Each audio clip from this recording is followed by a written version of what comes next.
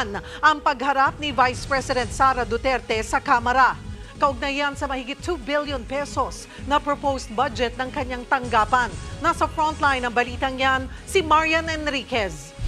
We in the OVP Tradisyon tuwing budget hearing na palusutin agad ang budget proposal ng Office of the Vice President. Pero sa pagharap ni Vice President Sara Duterte sa House Committee on Appropriations kanina, 17 kongresista ang nagpalista para magtanong tungkol sa mahigit 2 bilyong piso na hinihingi ng OVP. At nang mag-umpisa ang pagdinig, humirit agad si VP Sara.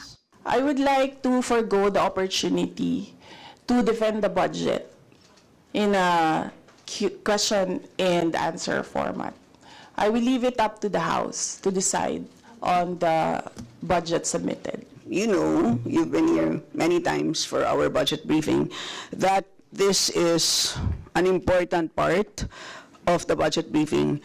The GAA, the General Appropriations Act, is arguably the most important piece of legislation every year.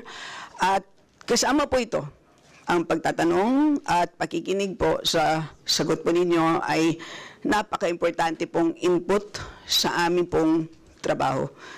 So, yun po, kami po ay we will proceed to ask questions. Dahil hindi pinagbigyan ng komite, natuloy pa rin ang pagtatanong ng mga mambabatas. Unang umusisa sa budget si ACT Teachers Party List Representative Franz Castro na kinuwestiyon agad ang 125 million pesos na confidential fund na nakuha ng opisina ni VP Sara noong 2022. Ayon daw kasi sa Commission on Audit, may notice of disallowance o irregularidad sa paggastos sa nasabing pondo. Kinuwestiyon din ni Castro ang umano'y mabagal na utilization o paggastos ng OVP sa 2024 budget.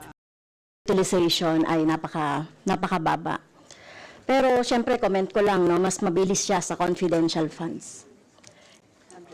100% in 11 days. Madam Chair, Dito na tila nagpantig ang tenga ni VP Sara na agad namang pinasaringan si Castro. Madam Chair, I do not understand bakit a person convicted of child abuse is still sitting in a seat Point of of the order, House of Madam Chair. Ito yung sinasabi. Representatives. This is a hearing of the budget of 2025.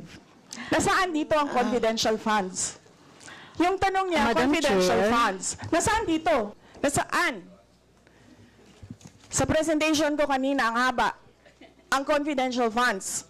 Giit naman ni House Appropriations Committee Senior Vice Chair Stella Kimbo na sa sulat na ipinadala nila sa OVP na kasama sa pag-uusapan ang comparative budget allocation at utilization rate mula taong 2019 hanggang 2023. Pero si VP Sara hindi na sinagot ang anumang tanong tungkol sa confidential funds. Dito na bumelta si Castro sa pagtawag sa kanyang convicted ng bise. Hindi pwede yung ganyan na